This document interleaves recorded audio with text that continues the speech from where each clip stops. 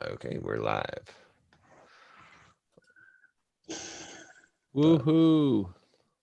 Just shoot me now. All right. So, Start out on a positive note. Yay! how is the summit coming along, man? I'm probably gonna have to postpone it. No, why?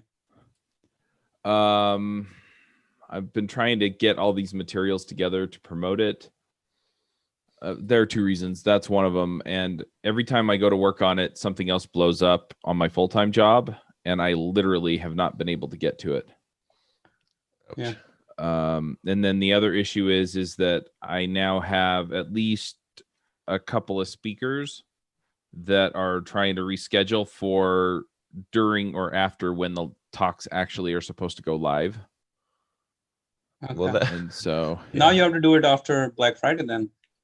yes, I'd have to do it after Black Friday. Mm-hmm.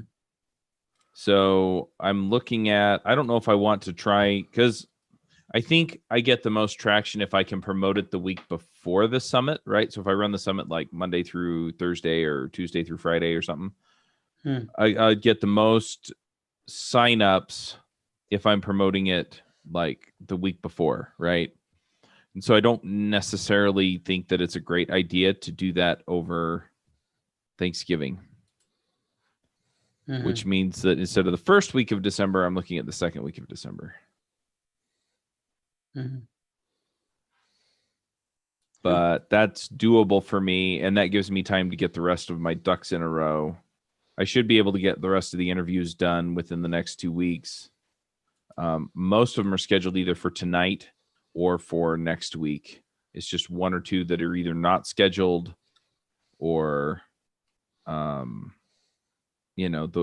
scheduled for during the summit. And then I have a handful of people that have expressed interest, but I haven't finalized anything with them. And so I could pull them in too, and then I'd wind up with like 30 speakers. The other thing is so I was looking at it and I'm like, okay, so there's the upside, right? Is that I get more of these qualified folks. I can promote it properly because honestly, this is my ticket out of this job, I feel like, or at least a good ways toward it. You are live on YouTube talking about this. I know. I'm just saying. Keep going. My coworkers don't watch this, so. Okay. Keep going. Yeah. But it's my ticket into doing what I want to do is the other end of that, right? So, so I want to do it right. I want to get, I want to make it so that I get all the people on the list so that I can promote these other products. It'd give me more time to have like a more complete podcast playbook to promote and sell to folks. And so, yeah, there's upside there. I've had one person already promoting it, but I'm pretty sure that I can just reach out to him and say, hey, look, we're postponing it and I'll get you better stuff to promote it with. Take it easy, bro. Don't try to sell it so hard. Oh, just tell him I'm postponing it and then see what he says? No, I'm just saying, like, you have to tell him, don't try to promote it so hard. Oh, yeah. So anyway, so that's kind of the situation. But yeah, if I postpone it, then I can just make sure that we get it done right and I can end up where I want to end up. Yeah. So yeah, anyway. And if I sound a little bit rough or tired in my voice, it's because I woke up at 1:30 this morning. I couldn't go back to sleep. So yeah, I mean, I know it's hard counting ballots and still doing this work. I know, right? No. Yeah. Anyways, keep going. Sorry. It's all good. Don't want to start that track right now. Yeah. So yeah, anyway. So that's kind of what I'm looking at. I'm not excited to postpone it, but I think it's probably the right call. That's weird. I don't know what happened there. Yeah, John flickered. So yeah, so since I was talking about wanting to get out of my job, I guess you can all just call me Josh now. Hey, as long as you don't go the other way. As long as you don't go the way of we won't speak about that, but yeah, if you go The the way of the Josh very route, superior men. yeah, there's there's only two ways out of Mantra programmers. Oh, I get what you're saying. Yeah. Okay. Yeah. Sorry, I'm a little slow. We So still there's love you, that. Chuck. No matter what you decide, we'll still love you. I know. I'm just trying to make it all work, and it seems like the other thing is the crap that's on fire now is probably going to be on fire for the next week or two, Yeah. which makes it even harder to pull everything together for the summit because I've still got to get most of the talks edited. I've got to get better titles on all of the speakers and talks. Yeah. Stuff like that. Yeah, I think it's worth it. I don't think there's any harm in delaying something like this, especially if you're going to do better marketing at it. It would Yeah. have been one thing if this was your sole focus, but you got other things going on at the same time. So if you can do better marketing, if you can do better copy and all that stuff, that's ultimately going to show up in the Yeah. results. So Yeah. take the time to do that work, I would say. I'm not Yep. worried about it. Well, it's good to have that validated because part of me still wondering if it's the right call, but I think for the most part, I'm sold on postponing. I mean, shit, man. I mean, there's definitely a school of thought that would say just go ahead, push it, Yeah. push play, see what happens, and that would still be okay. You would learn a lot from it, and you would take it forward. And either ways, I think if you're Yep. continuing to improve on it, you'll make more money. So that way, that's the other side of the equation. Yep. Both have their pros and cons. And maybe Yeah, it will but give you more confidence if you sell more tickets. Yeah, but I got another handful of bigger podcasters that have bigger audiences that this is applicable to that aren't directly, they're not directly in the podcasting space, but yeah, they talk about doing better in life, about just different aspects of that, some entrepreneurship and things like that. So I think I'm getting a better crossover into other arenas as well by postponing, making sure I do it right. The other thing is that I'd like to do this again, and I really want to knock it out of the park for these guys and have them go, oh, if you ever do anything like this again, I am all in. Yeah. Just yeah. I mean, there is a fine line. Just don't keep delaying it. No, I'm going to do it once, and then I'm just what I'd like to do then is just have everything good to go. Probably not this next week, but the week after, and I can get them all that stuff. Say, hey, look, go ahead and promote it through the week of Thanksgiving, and then we're going to do the hard push on. Most people won't the week promote it after. before Thanksgiving. I won't. It's just too much stuff going on at that time. Yeah. People will promote after it because Thanksgiving, Black Fridays, Cyber Monday is just too. Everyone's got a busy schedule. Most ones probably do. Yep. So I would do it after that. Yep. Definitely after that. By the way, do you have all the links for our podcast interview, or do you need anything more from me? I think I have everything I need. I just need to, like I said, get it edited and put together and stuff like that. So I'm happy to, see what if you want me to work with you on the copy side of things for it, because I want to make sure we apply what we learned from my podcast summit idea. Remember? Nope. Oh my God. My brain is asleep. Remember what I talked about on podcast marketing summit? Yes. I want to make sure we apply it to this. Oh, yeah. Yeah, that's definitely on my list. Because if I can apply that to the talk titles, if I can apply that to the everything. Any descriptions I put up on social media, if I run any ads for it, I mean, any of that, I need that. Just it needs to be an obvious win, and just really communicate to people what's in it for them. Yeah. We'll talk. maybe that's people need to people need to watch the summit to get the idea. But yeah. What was I want to make sure I verify the coupon code I gave you. What was the coupon code I gave you? I don't remember. I'll go listen to it and I'll let you know. Listen to the last 30 seconds or a minute and you will know the answer. So whenever you have that, just send it over to me so I'll activate it on my end before you press play. When are you planning to release it? Because if you have a release date, then I'll get everything done for you here. Like make sure for the summit. No, this mental toughness one. Oh, the mental toughness one. I was going to release it yesterday, but that all blew up too. So next week. Next week.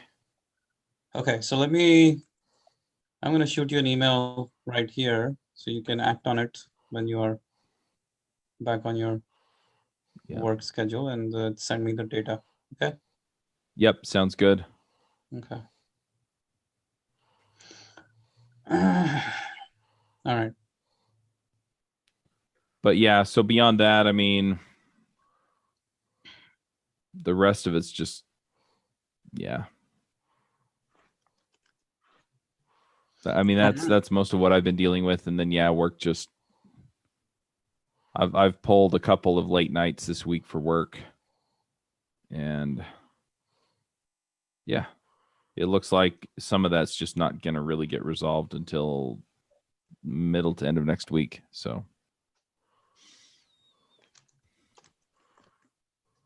they're happy with me, but that's good. I mean, but yeah, that sucks though. I can't even imagine, like, it's been so long now that I'm like, I don't even know what it's like. Yeah. To clock in. For what? To clock in to like. Oh yeah, man. For a job. Yeah. Yeah. That would be a new experience altogether for sure. Well, it's no shock to anybody. It's not my top choice, but yeah, we're paying the bills, so there is that. You got to do what you got to do, man. Yep. Yeah. I wouldn't let that get me down. Uh-oh. What? Manny. Oh, I got COVID, you mean? That's it. Dude, you gave it to me just over the phone. Yeah. You talked to me while you had COVID. Yeah. Now I have COVID. That's it. Yeah, my wife had to get a COVID test because she had a sore throat and she's been volunteering at the school, and so they require it. Right. Turned out that was not a thing. She didn't have COVID or strep. It was just a cold, and she got over it after a few days. Well, I hope she's okay. Yeah, things are good now. So it's gonna be interesting though, because the history books in school, like in 10 years from now, it's gonna be like, 2000s history, and then it's gonna be like a tome this big, and then like 90% of it's gonna be the year 2020. It's like all the things that happened in 2020. The rest of it's just going to be like, one page for each of the other year. It doesn't matter. They don't teach actual history anymore anyway. Yeah. So no, they don't. All right, back to business.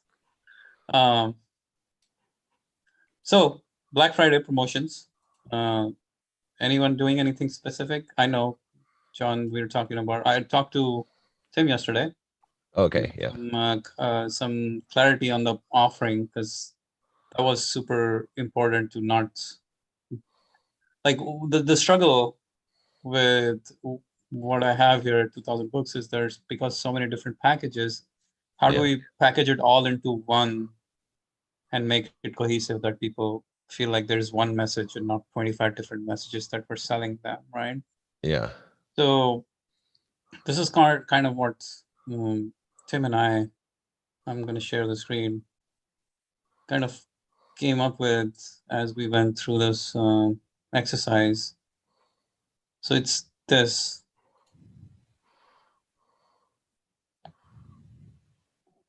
Okay, I like that. This. Yeah. Yeah. Because this will basically cover all of our product, all our packs. Yeah.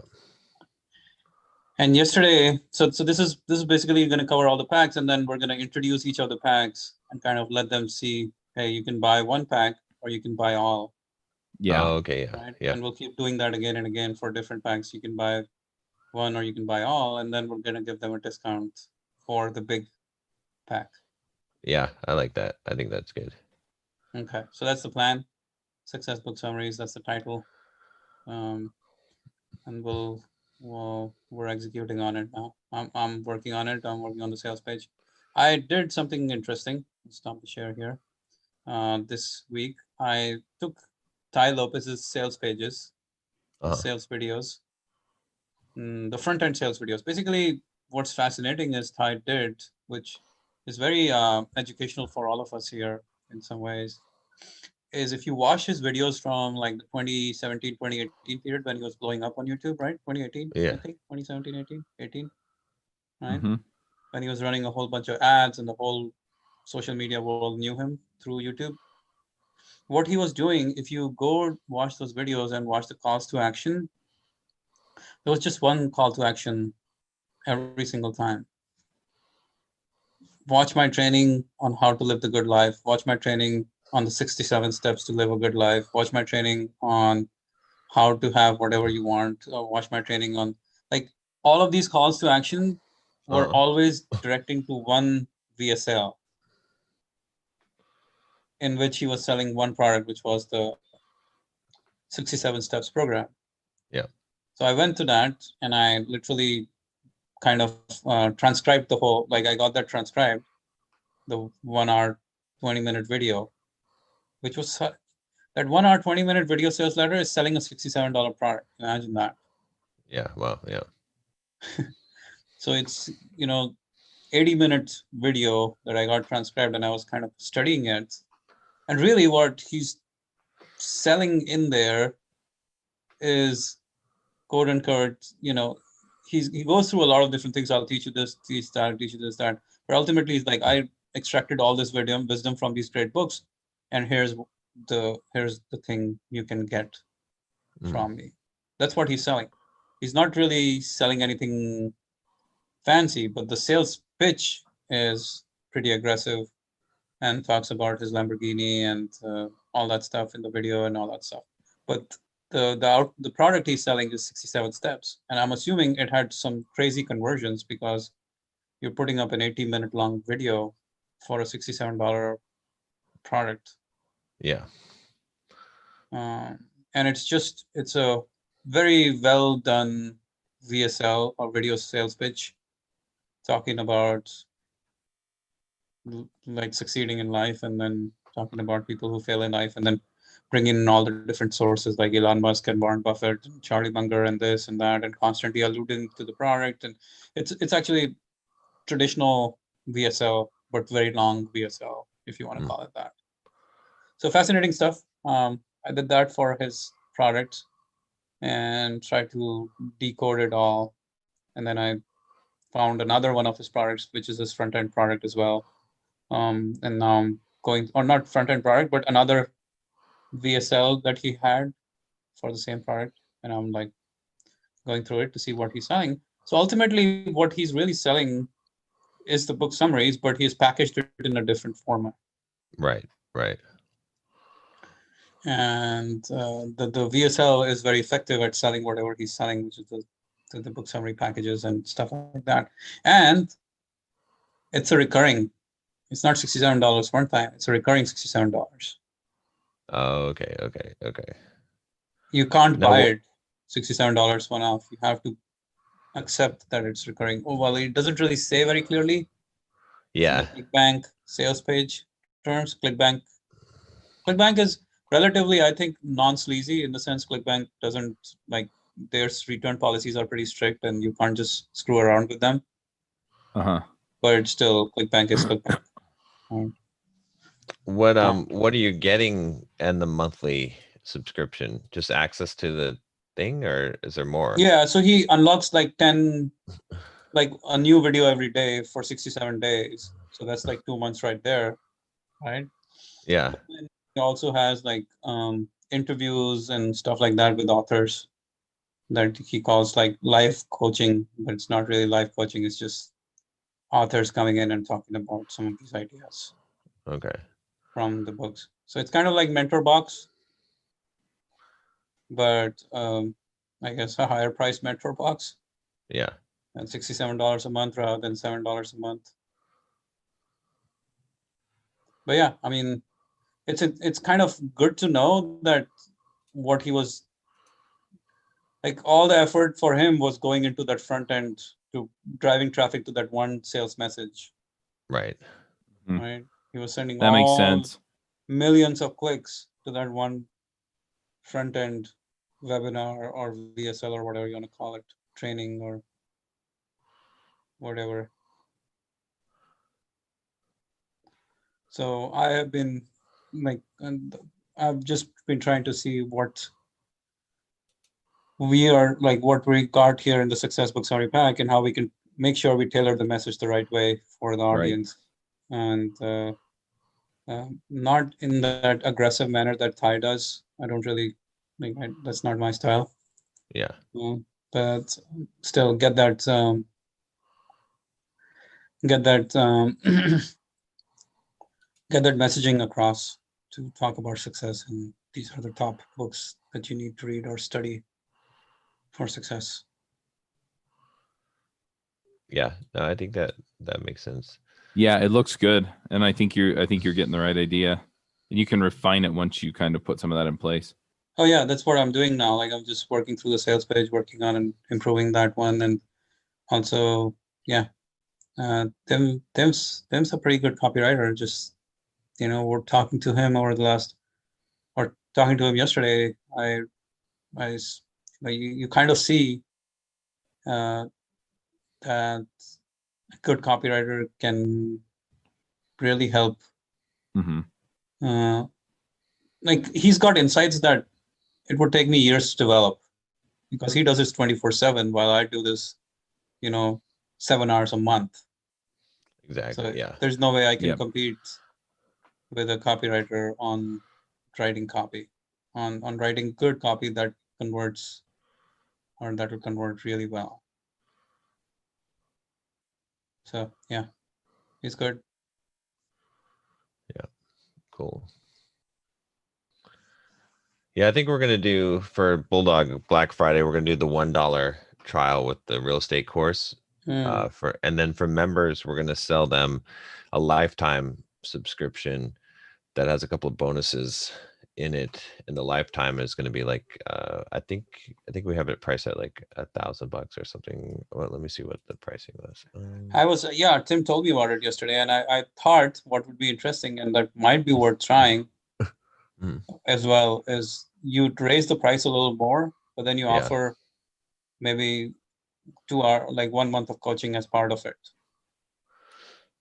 Yeah, well, that's what he's got. 30-minute call to be used within the first 30 days of purchase, which 30 minutes makes sense. Good. Yeah, I don't want to do too many of the calls and too much of the, because then what I'm really selling is but the problem is if you do $997, you're going to get a lot more than if you did like $1997. Then you'd get fewer but higher quality clients. Yeah, exactly. Yeah.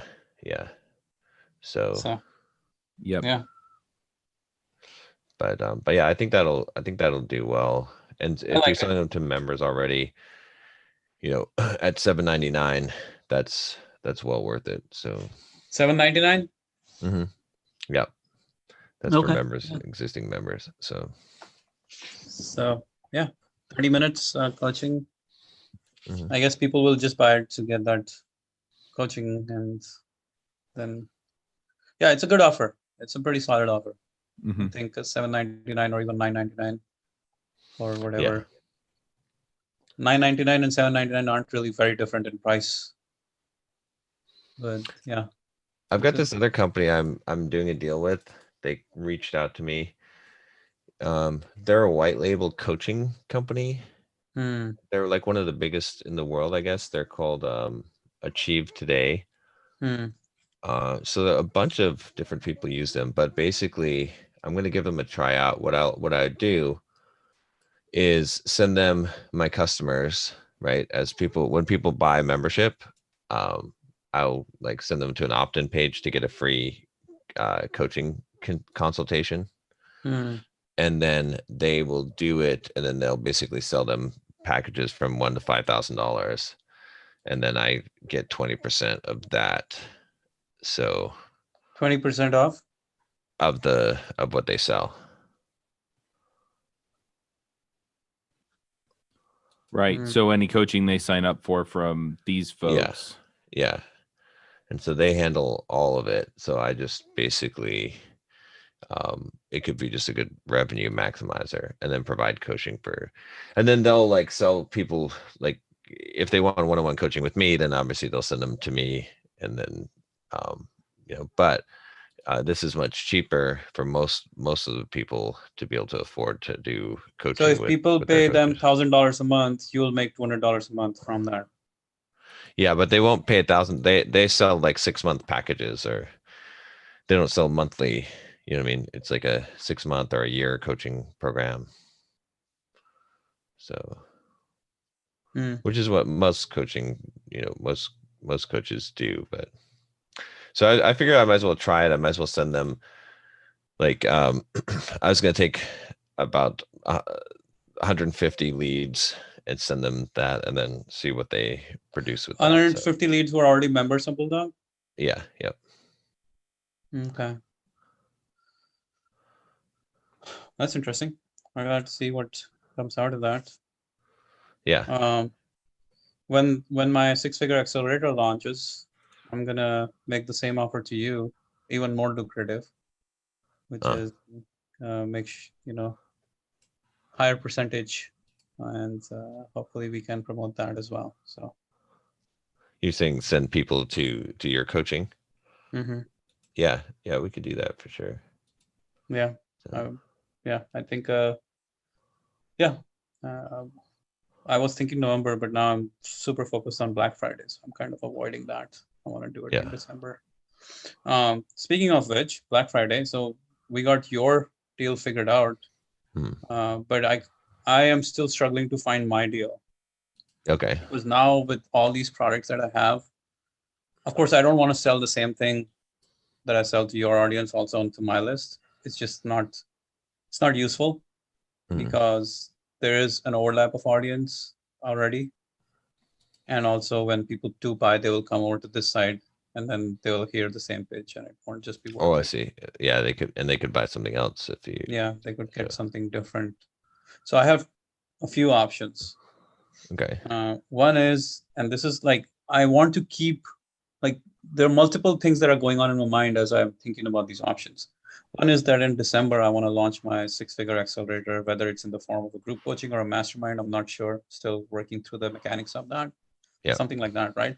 So I'm kind of building the business aspect of it. Kind of, all of this is like the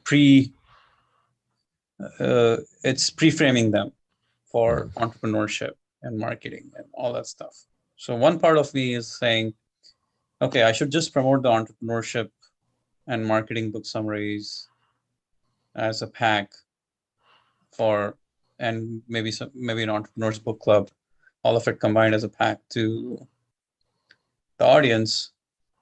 And that is the Black Friday deal. And that will pick up all the entrepreneurial audience in there and also kind of establish the entrepreneurship angle at 2,000 books, right?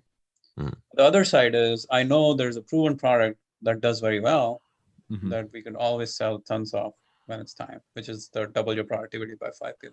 tomorrow. Proven, converts very well. We could sell that and it would do well.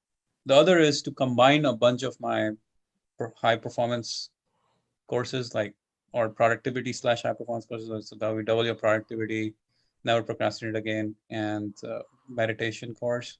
We'll combine them all together and sell a higher ticket version of that. So 3 different kind of things that I have in my mind, but I'm not sure which one is the best thing for Black Friday, because I do realize I don't want to confuse people with very confusing offers on Black Friday, because people just people are not going to spend the time to analyze the Right. offers in as much detail. You really need to make a very clean and simple offer. Yeah. on Black There's Friday. two rules of Black Friday. I think one is to sell.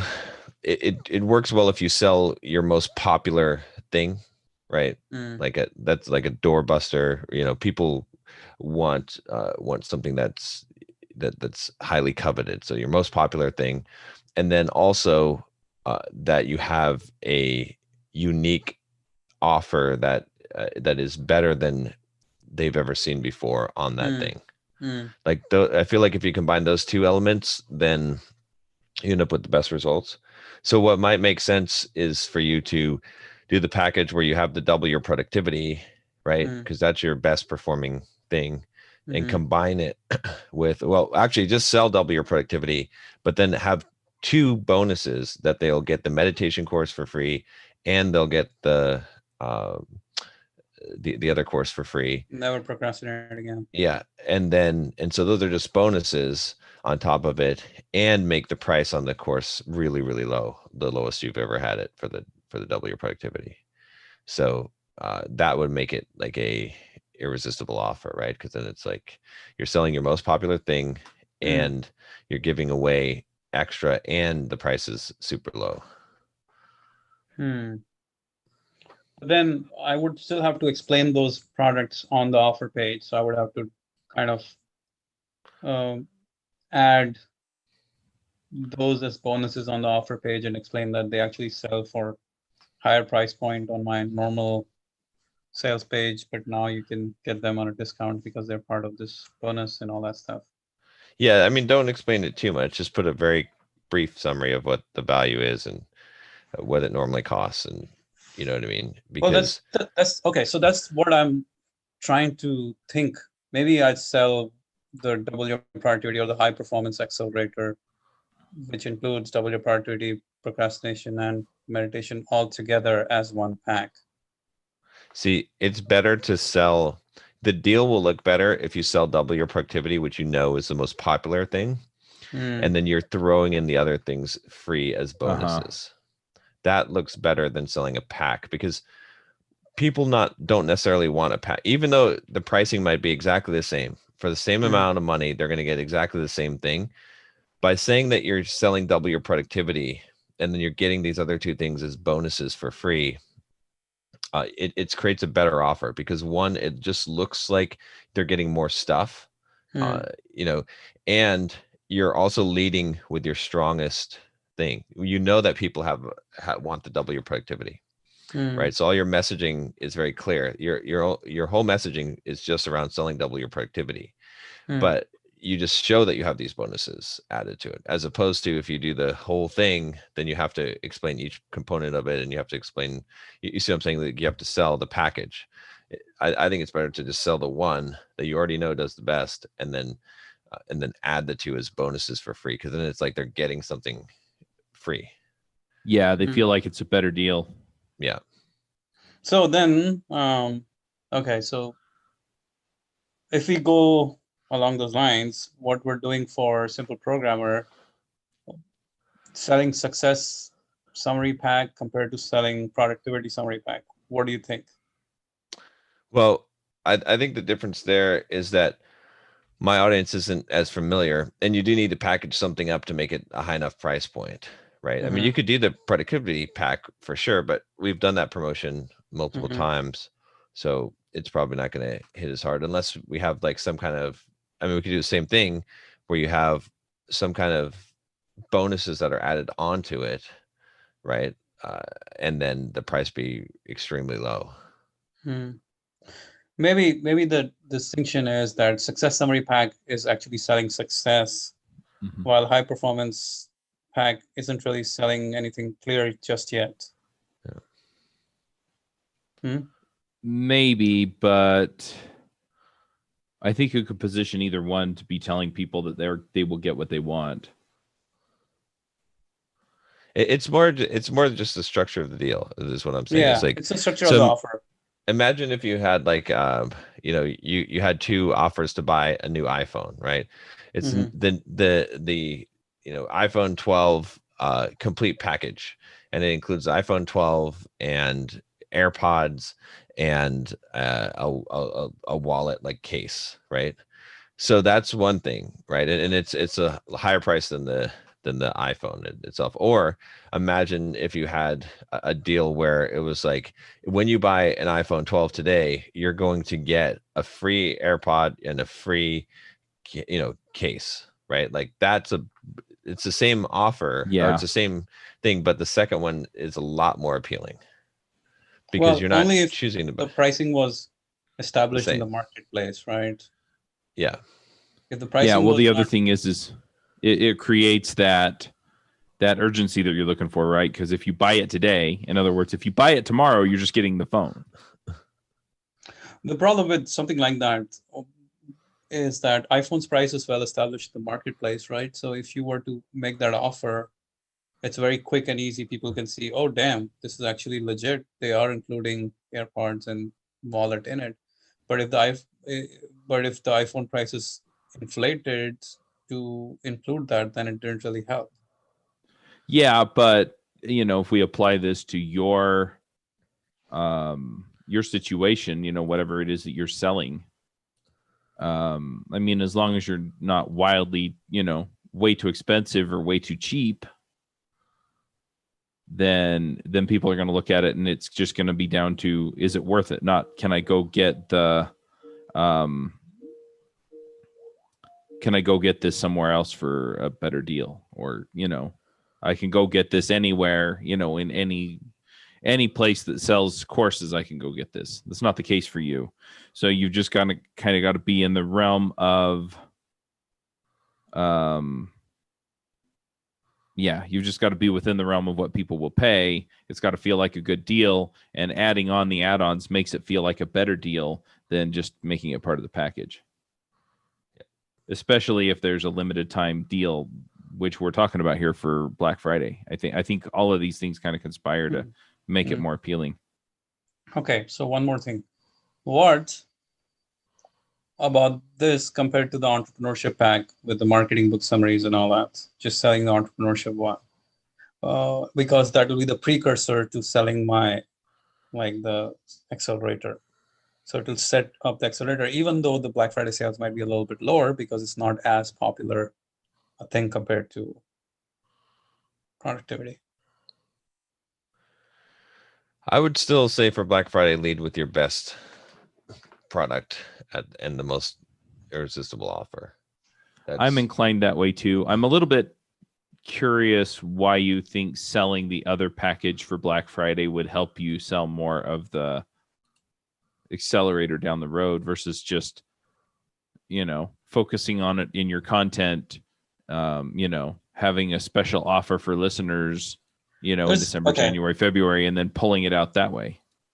That's fair question. I mean, yeah, we could do it at any time, and it would still allow us to pull that off. It's just it pre-selects all the people who are interested in entrepreneurship, and but you do that anyway with your content marketing.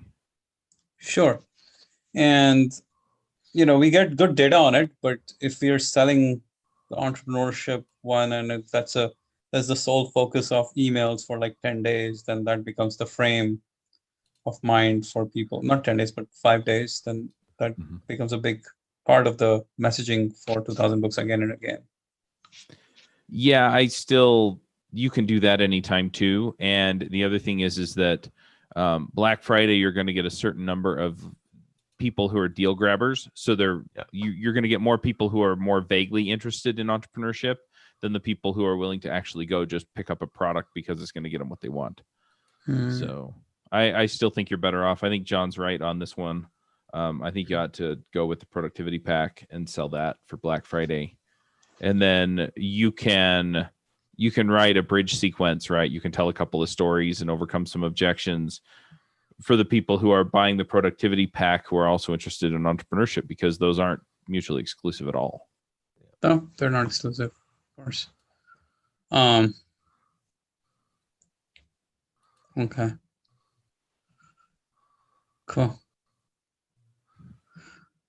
All right, cool. Sorry, John, I kind of took that one over. You have anything to add? No, it's good. I agree. I think it makes sense because you can always do the other thing later. Like and the deal grabbers is what you want to go after. Because sometimes for Black Friday, people are just like, oh, they're not even reading. They're just like, oh, this is such a good deal. I need to get this now, and then I'll sort it all out later. Right? It's like going trick or treating and getting all the Halloween candy and then dumping it onto the floor later. That's how a lot of people Black Friday shop is. They're just like, this is on sale, so I'll buy it. So Yeah. Mhm. and Has the good better it headlines, looks, and yeah. it does. Yeah, it's not outside my budget. Yeah, the better it looks, the more of a steal it looks, the better off you'll be. So Hmm. All right. How's your advertising going? it's still paused until after all this settles down. So All of what Hmm. settles down, just the the election stuff. yeah. So That's yeah. what I thought, but I wanted to make sure I wasn't assuming wrong. yeah, Just stirring the pot a little bit. yeah. Chat. So it's 15 days to flatten the election. 15 days to what? To flatten the election. Flatten the election. I found some ballots in my basement, John. There's gonna be ballots coming out for the next fucking 10 years.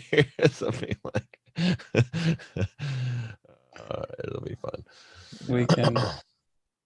We live in a clown world. We live in a clown world. Feels that We way had a clown sometimes. president. Yeah. It's all part of the same thing. Yeah, it's just one big circus. So We live in a big circus. no. It's unbelievable. American democracy has to come down to this. Well, all democracies eventually fail. So Well, everything ultimately breaks down. yeah. Well, Yeah. because it's Entropy. you know, exactly. Yeah, it's entropy. Exactly. I would like ours not to break down yet. Well, When it does, you know which path you're going. yeah. According to Plato, though, after a democracy falls, then a dictatorship is the next form of government that the evolution of a state goes through. So we are moving into dictatorship. as I well. thought we already were 4 years. For Plato, no, Here we I go. don't No, think so. dictatorship. No, it's Oh. let me see what the stages are. Plato's Republic, stages of government. It's oligarchy. John, and then you suck at making me feel better. Plato's 5 regimes, right? So it starts out with an aristocracy, the democracy, then the oligarchy, then a democracy, and then tyranny. What's a democracy? Democracy is let's see.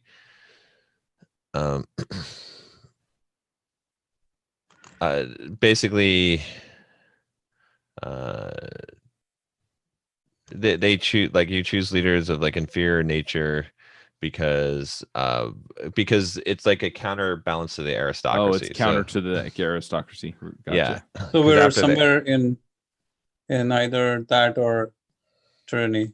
We don't know which one it is right now.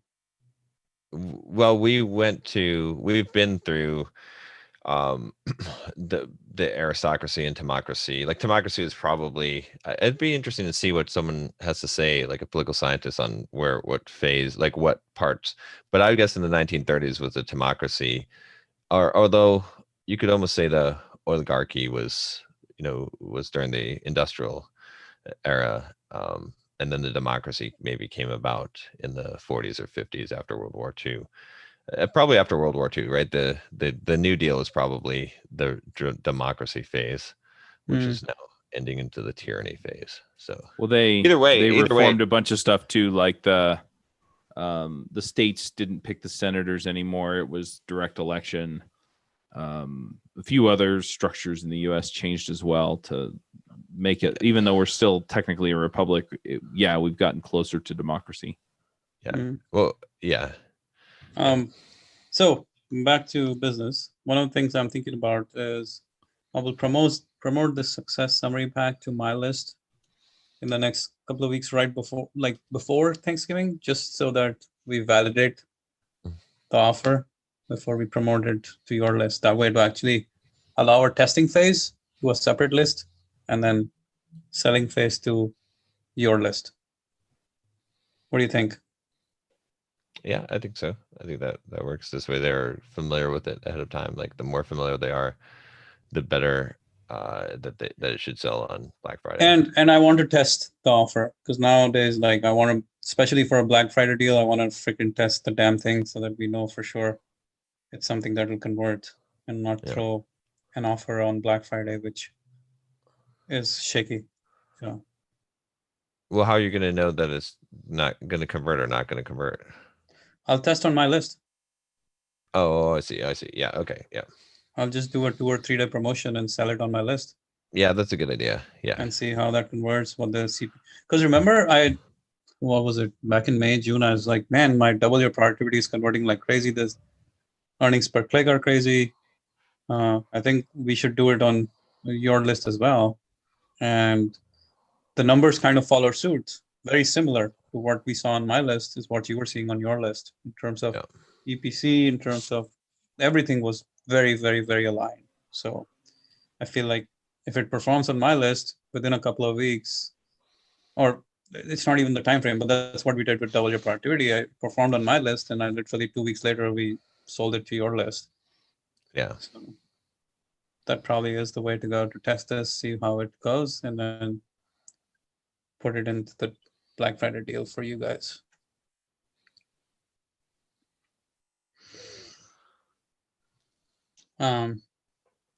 Seems like I'm doing all the talking this week. It was your turn. It was my turn, right? I've been trying to get still caught up with everything. Didn't help getting sick, and then now I'm better, but sick, quote unquote.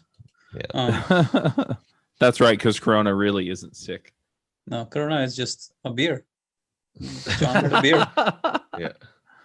When I say John had Corona, he actually says, "Oh yeah, that was good beer." Yeah. He had a beer fever. Yeah, and that was okay. Oh, good deal. Yeah. What are you guys doing for? You guys got any simple programmer deals in the pipeline other than the Black Friday ones? Or I don't think so. I need to go back and look at and figure out what the plan is there. And what about Bulldog? Do you guys have any stuff planned out for the next few weeks, or not few weeks, but next couple of months to the end of the year, or is it just mostly Bulldog promotion? Bulldog. It's just, well, I've got a guy that has an Amazon, not an Amazon, an eBay selling program, like start up an eBay selling business, and it looks pretty good. Like he's got a YouTube channel with 150,000 subscribers, and he's got a webinar for that. So we're going to push people to the webinar, I think December 7th. And then, and I think that'll be good because I'll put it as a resource in the Bulldog Mindset membership as well. Because I already have an FBA guy that's really good in there, and I get some commissions because people in Bulldog Mindset membership are always looking for businesses that they can start. And so I give them, like, build a YouTube business, build a blog, podcast or whatever, like build an audience business. But some people don't want to do that. So I'm looking for more turnkey type of, formulaic. So Amazon FBA, start a business selling on eBay. I wouldn't want to start a business selling on eBay, but so the other Thai video that I just recently came across, he was promoting on his email. So I watched that one and I transcribed that one. You know what he's doing? He's saying, I will teach you how to make $2,000 to $5,000 a month in the next 90 days. Okay, yeah. And all you need to do, and he's kind of selling all of these things, like I've done this and you can make this money easy. He's not really telling the details of it. Yeah. But when you look at it as a marketer, you can see what he's selling. He's selling an affiliate opportunity. He's saying basically, I'll teach you how to be an affiliate for me and sell my courses. Oh, nice. Yeah. I've seen that kind of shit, but the problem with it is at some point that becomes a FTC problem, right? It's very skirting very close to pyramid schemes, and you gotta. I don't know how that works out. Well, like ClickFunnels did it. Sai is doing it now. I just did a video on this too, that like I recorded yesterday, talking about these guys and the bullshit, because I was basically saying, like, because I did a video on like how to make a side hustle and how to make income And I was talking about the idea is like, if anyone's promising you that in like 2 or 3 months you're going to be making like, you know, a few Thousands. grand a month, they're full Yeah. of shit, because it doesn't matter. I was like, any one of these packages you could buy Tai Lopez's course, and you could buy whatever, make money drop shipping or whatever, and they'll all work. But the time frame is where, like, if you stick it out, if you follow what they say, it's all good advice, and it's all stuff that does actually work. But the time frame, if you're gonna have to stick it out for like 2 years. If you stick it out for 2 years, yeah, you can make 5 grand a month for sure. On like, there's no reason you couldn't. But what they're promising is just what you said, is like, oh, in 3 months you'll make 5 grand a month or whatever. That's bullshit. There's nothing out there that you're gonna turn someone into making 5, because again, it comes down to what we talk about all the time. My biggest problem with all this shit, which is traffic is the most difficult piece of the equation, and that's the one thing that you can't, like, if you have traffic already, then you don't need that, because you can convert that into money. And if you don't have traffic, getting traffic will take you years, or it will take you money. Like, you'll have to buy traffic. So there's just no way around that. And that's what I think.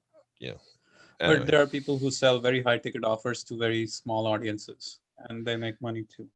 And I've seen this quite a bit in the coaching. Yeah, but you still have to have that audience. See, the problem with you still got to get in front of the right people. You Even if you have to sell fewer audience, of but them. you'd be surprised how small an audience you need when you're selling a $2,000 coaching program.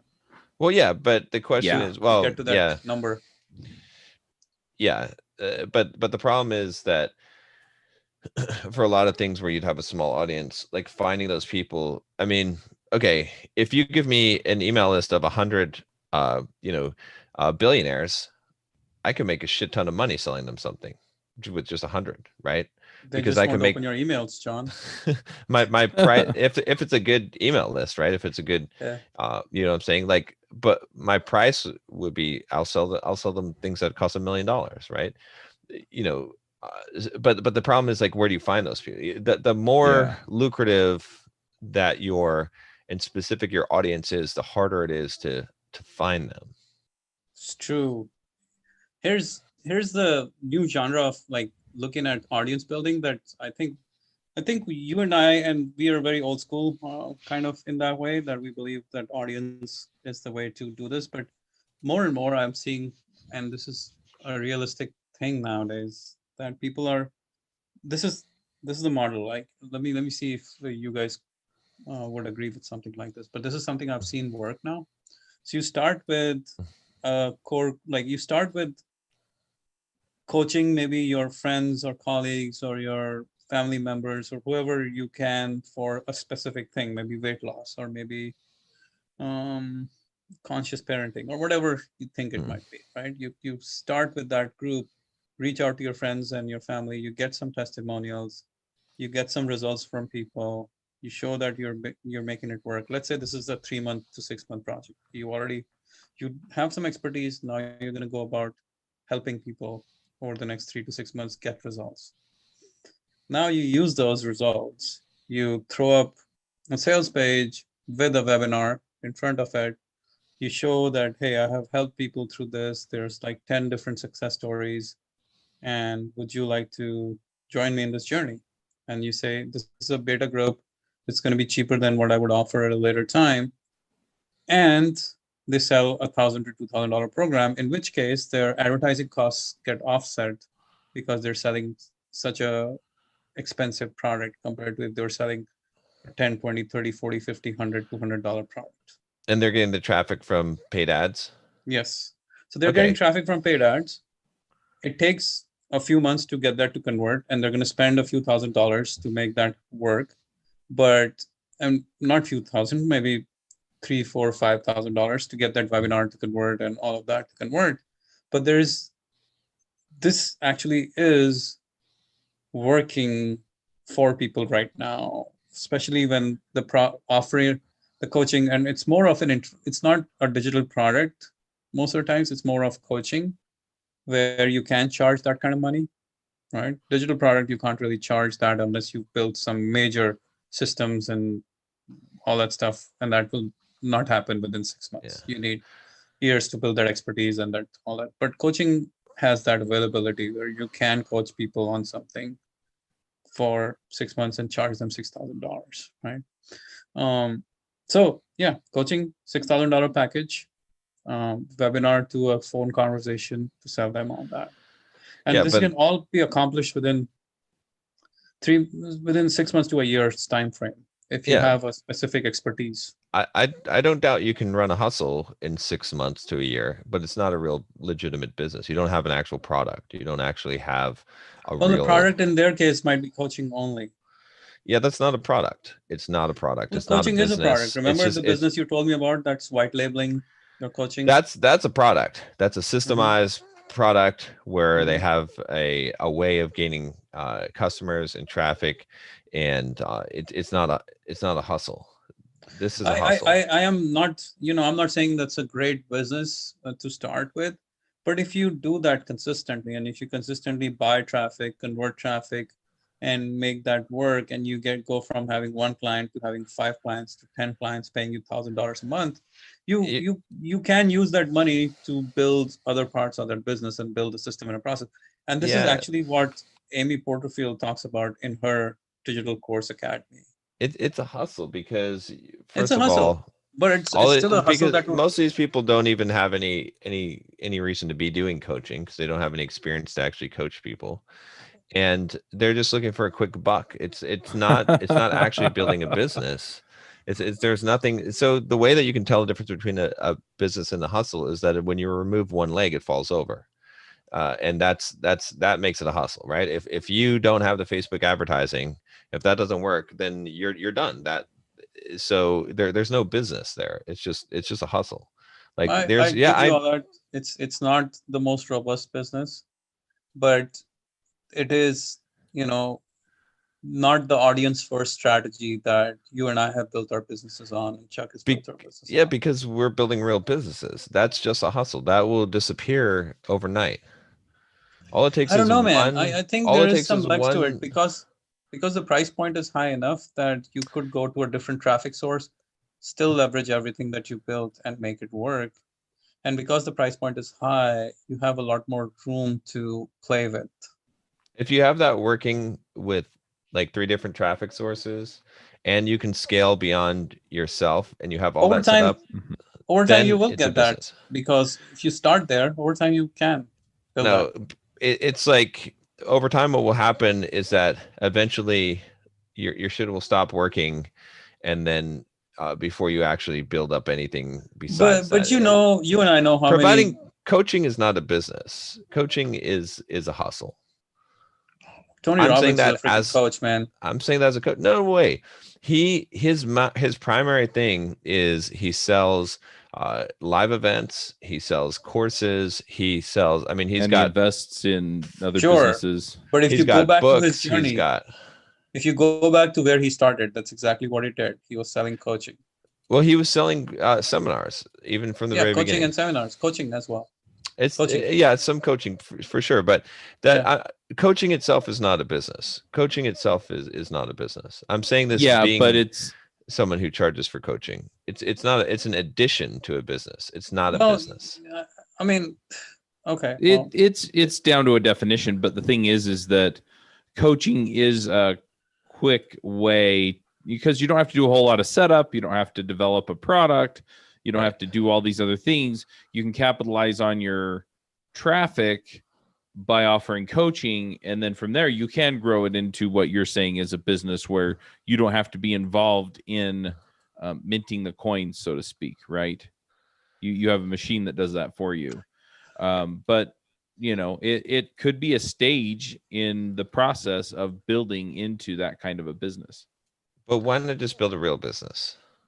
Why play the game? Why well, it's not about the game, John. It's about the fact that you have an expertise in a certain area, and the best thing you can do is coach people. Anything else is not really, you're not really suited for all the technical stuff and all the marketing stuff, but you can coach. It's just a shortcut. It's just laziness and a shortcut. That's all that is. It's not. It works though. I mean, it doesn't work. If it works, massive businesses on the back of coaching. Like I could not.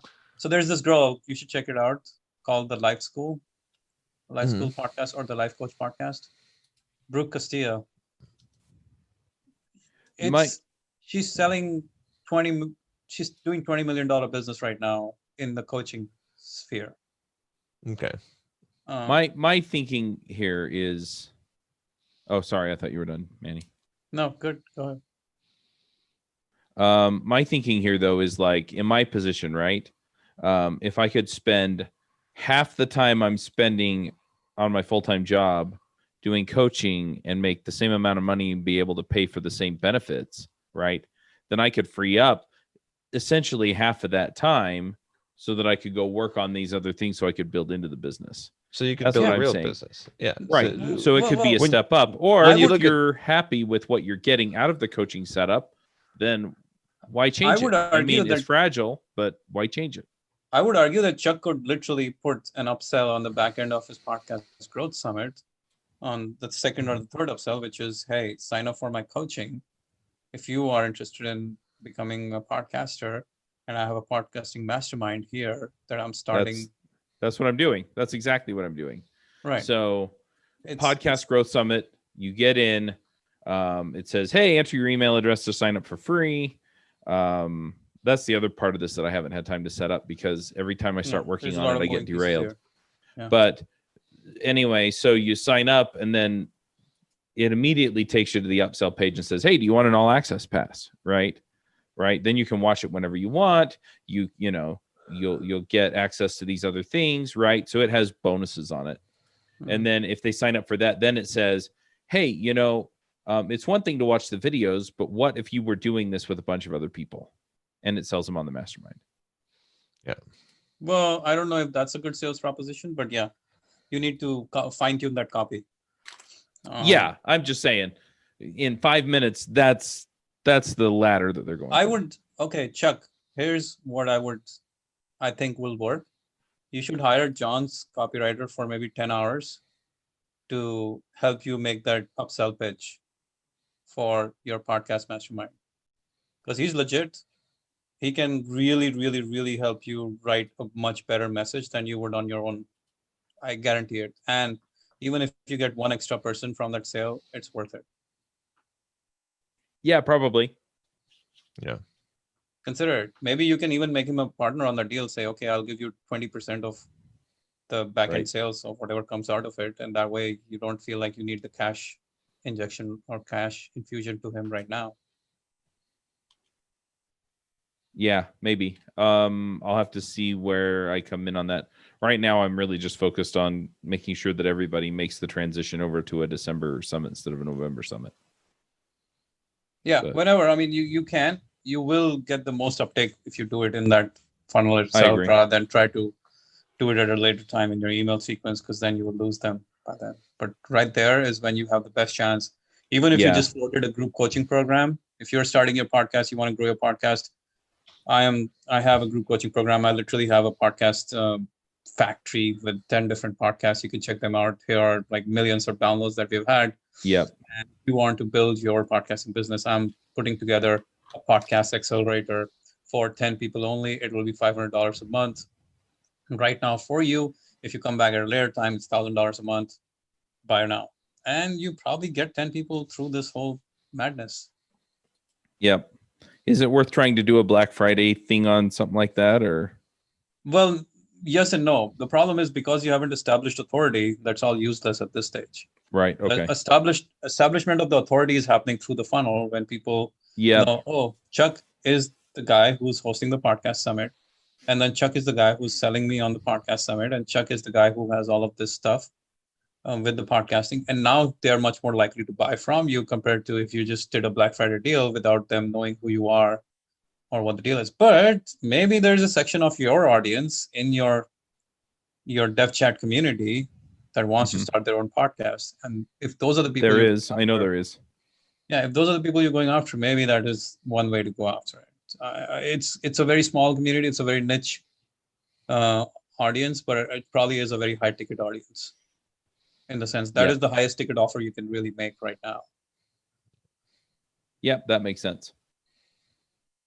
You can try it, but you would have to build out a whole sales page and everything for that. Yep. So Sounds good. Speaking I've of got a which- call in 20, just a Okay. heads up. One more thing. I have seriously, again, started considering writing a book. As you guys have known, my expeditions with writing a book keep going to a certain level, and then I lose my momentum for it because I'm like, shit, there's so much to do in business. I don't think I want to do it right now. But then the question, I guess for you, John, is there ever a perfect time to write a book? No, I mean, you're never going to have time to write the book. So you just got to like make time every day to work on it. Is there ever a bad time to write a book? When you don't have a fucking audience, that's a horrible time to write a book. So, okay, in my case, in my business's situation right now, is there a bad time to write the book? I don't think so. I mean, I can't think of, writing a book is also like a little bit of a different exercise too. It's like, you magically have more time in the day to write a book because it's more of a creative exercise. It's, you know what I mean? Like your brain is subconsciously working on it all the time. Yeah. So I feel like you get, a little bit of extra time every day. It's like a meditation almost. So when I forwarded you that email, right, from Amplify Publishing that they wanted to do this, they wanted to write a book, and they were talking about how do you extract the best ideas from the book. Yeah, I mean that's a good idea, but it's not been something that I personally could want to write a book about. But when you said that's a great, when you replied to me said you should do it, did you mean I should work with these guys, or did you mean I should pursue that idea of a book? I like the idea of how you extract the great ideas out of books, but I mean, and that would sell because all the time that's a question people ask me all the time is how do I study books that I read? How do I retain information? Right. So like your method that would sell specifically, but it won't be like a New York Times bestseller. But if you wrote a book along the lines of like the wisdom from 1,000 books or the wisdom from 2,000 books or whatever, you called it, that could be a New York Times bestseller. That could be because there's not very many people that have read as many books as you have and have put, and there's also precedent, right? The what's that? The MBA, Josh Kaufman, my personal MBA. Yeah. So, I mean, he did really well with that book. I think that book still sells really, really well. And there's other type of compilation, books that do really well as well. So I feel like that's probably your best is to do something like that. But I mean, either one I think would work. So. Okay. Interesting. But yeah, I guess I've been holding back because I'm scared that I'm going to waste my time on another freaking project and start another fire in my business when I already have so many fires going on. That's the big thing I'm scared of. Like, I'm going to deviate from my focus. I mean, the nice thing about a book, once you finish it, is that it just kind of sells itself on Amazon. You know what I mean? You don't really have to do anything. You don't really have to promote it. So that's the nice thing about books. Well, the other thing is it's a good entry for any kind of sales funnel, whether you're using it that way on Amazon, right? Where you have a page in there that, or, John has his links in the book that take them to get on his email list or things like that. Or you can also do what Russell Brunson does and do like the book funnel where they come in and they pay for shipping and you mail them the book. Sure. And so then you build the rest of your business off of it. But yeah, I may or may not have the book tied to the business, at least the one that I've initially been thinking of, in the sense I may not have anything to sell to them as a product on the back of it, because the book is, whatever I have in my mind right now, it may not be related to the business. And is that a good thing? It can still be related to the business. There's always a way to relate it to. I mean, it's more personal development stuff that. Yeah, but what's the outcome, right? What are you looking to get out of it? I just want to speak that. I want to share that message with the world. I feel like it's not been shared yet. I want the world to know. I want the world to be able to use that idea and change their lives, because I feel it's so important for the people to know. then it doesn't need to tie directly into your business. Mm-hmm. That's what I'm saying. Like I just feel like the world needs to know about this idea, and the time is here, and I want to share it because it's never been shared in as simple a term, or it's never been shared at that level of detail or in as a standalone concept. And I think it's just as important, or just so important, that it needs to be there. Yeah. Well, then, yeah. I mean, it's good to have the book as well, just to say you've published a book too, right? I mean, I think that's credibility factor. That is true. But then would you, if I had all that time, I could spend on writing a book, or I could spend on creating, on streamlining my business, or maybe making an app, an iPhone app or an iOS app or something like that, which, all of those are legitimate products, and I would say projects. And I think the app is also an important part of the 2000 books at this stage, because people ask for me more than not. Well, are you going to spend the time doing, the question is like, are you actually going to spend the time that you would be writing a book doing those things? Not right now, because I feel like I just don't have the mental bandwidth to work on a project like that, which would be the app project. Right. So probably like you would have the mental bandwidth to work on the book because you'd probably enjoy working on the book. You see what I'm saying? So you may be able to get it done for free or close to free. Mm-hmm.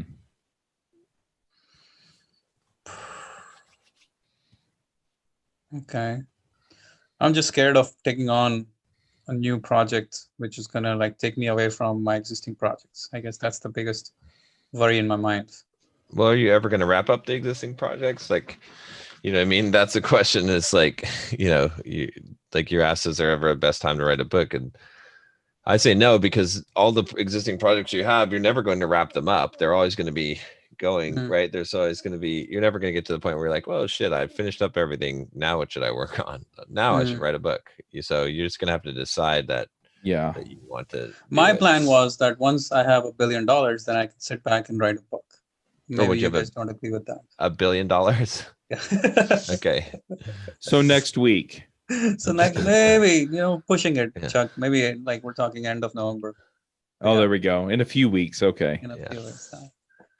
I get it. I think it's never going to be the perfect time to do that work. So yeah, it's like I think of it as another marketing project, but I have to not think of it like as another marketing or another business project, but more like a creative exercise that I have to just sit and write through, and it will not take away from my other work.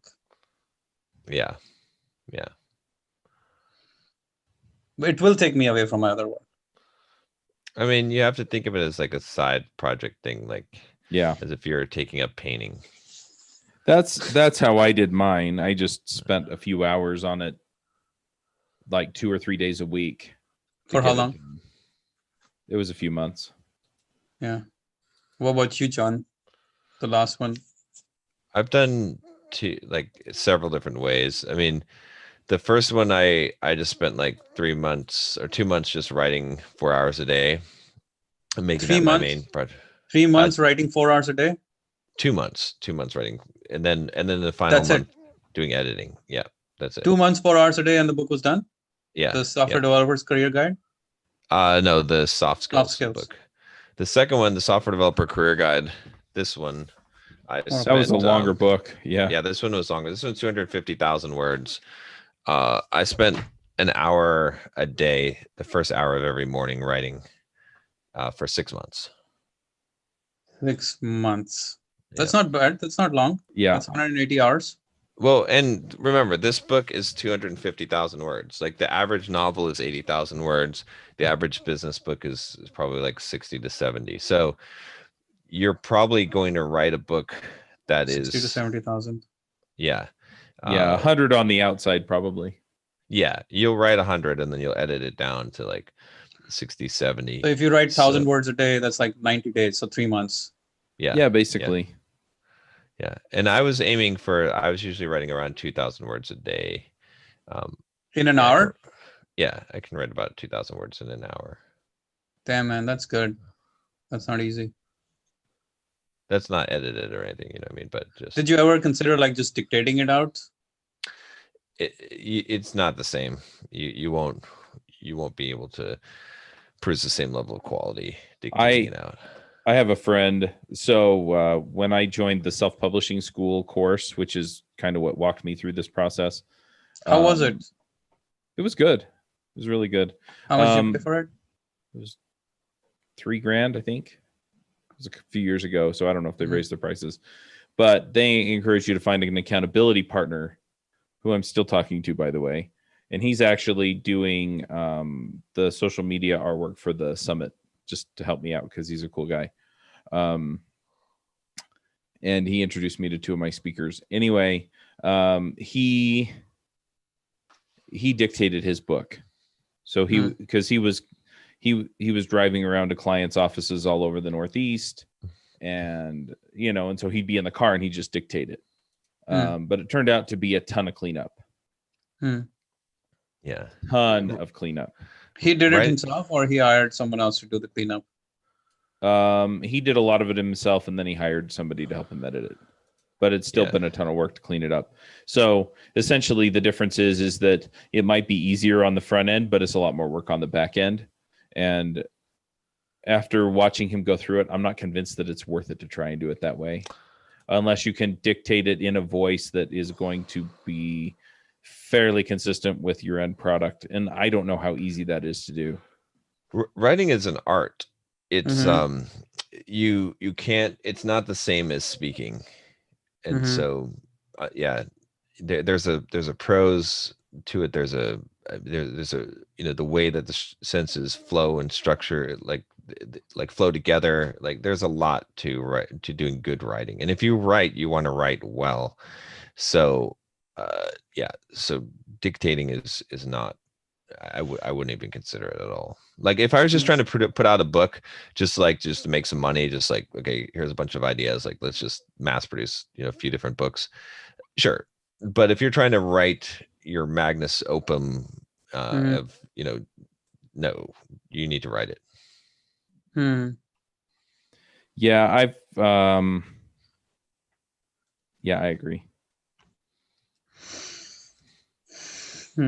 Okay. Or magnum opus, I guess. Magnus What did I say? Opum. Magnus Opum, Magneto. That's what happens when you get COVID or Corona. Yeah. Magnetic Corona. opium. Your brain slows down, John.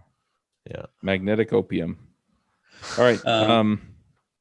Did you get your iPhone yet? I just pre-ordered it today. It'll be here November 13th. Today was the first day for pre-order. You got the mini or the max? The mini, the tiny. That today was the first day for the mini pre-order. So tiny hands, tiny phones, tiny dot. A little Zoolander phone. I'm like, all right, I've got to get off in 8 minutes, so I'm gonna push us unless there's something else that somebody absolutely needs to get into. Okay, go for it. By the way, did you guys do your editing yourself, and how much time does that take, or you need to hire an editor to do this? You need to hire an editor, absolutely. I self-edited it twice, and the way I did it was but I hired one editor and he sucked. So I self-edited, and what I did is I read it aloud because that helps pick up some of the chunky bits that get weird. And then, I eventually hired somebody that was competent to do it. And she's been awesome. I need to. Oh, are you selling the book anymore? Is it selling? It's still on Amazon, and I still get $100 a month or something out of it. And you have the audio version of it as well? I don't have the audio version done yet. I wanted to get it edited because I couldn't read it aloud without going, That's why I hired the editor. So I'm going to probably release an updated edition and then do the audio version. Why don't you just hire an audio guy to do it? I don't know. I've got all the recording equipment, so I may as well just do it myself. He's a podcaster. God damn it. Oh, that's not cool. All right. Yep.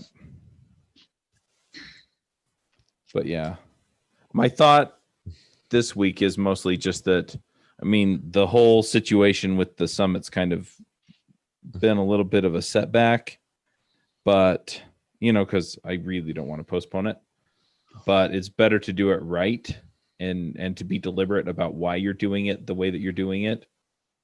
than to make these decisions based purely on what you wish the world was like and what you wanted, if that makes sense.